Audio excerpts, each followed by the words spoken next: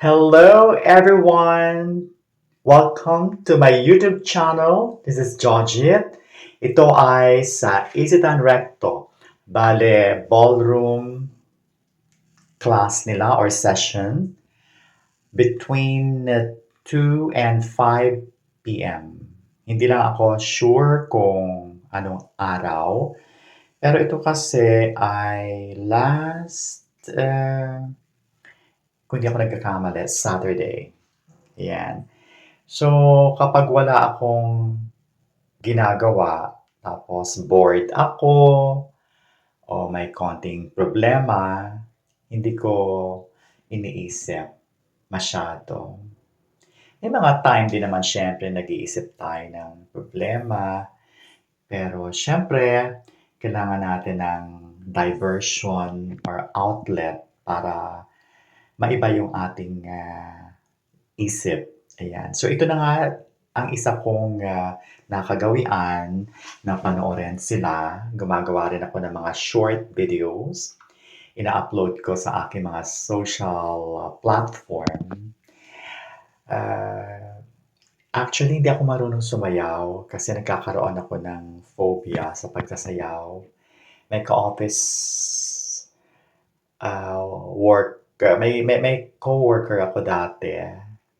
Nung nakita niya akong sumasayaw sa isang Christmas party, tinatawanan niya ako secretly at kinukwento niya rin ako na matigas daw yung katawan ko, pero naririnig ko at may nagsabi sa akin.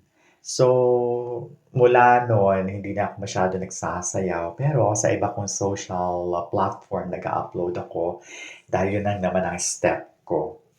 Yung parang pinalalambot ko yung katawan ko. Pero other than that, hindi ko na alam yung mga latest steps. Kasi nga, hindi naman ako interesado na nalalaman na matigas yung katawan ko kapag sumasayaw ako.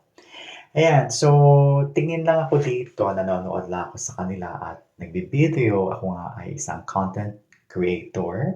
Nako, ang aking content ay halo-halo kasi ayoko mag-focus sa isang niche dahil naboboard ako. Ayan. Kaya, hala, sige lang, panoorin man o hindi. Nakakatuwa silang panoorin dahil meron silang, kumbaga, isang community na kung mga may common interest sa pagsasayaw ay nagkita-kita at nagkakaroon ng bonding moment.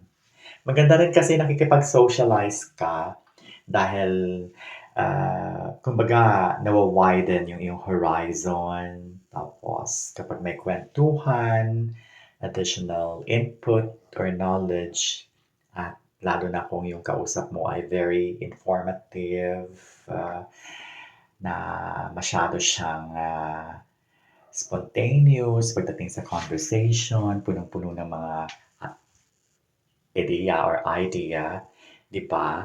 Dito naman, napapansin ko, wala na yata silang time mag-usap. Siguro sa labas, nagkakaroon sila ng mga, kasi minsan narinig ko, nandun daw sila sa town and country ba yan, dyan sa may Santa Mesa. Nakapunta rin ako sa Divisoria, kung saan sumasayaw rin sila. So, kumbaga yung networking nila is, yung network nila is malawak, 'di ba? Siguro sila-sila rin naman kung meron may nami-meet din sila na ibang, ah, bagong kaibigan or acquaintance na may similarity sa kanilang, hilig sumayaw ng ballroom. Thank you very much for watching. Please subscribe to my YouTube channel. Bye!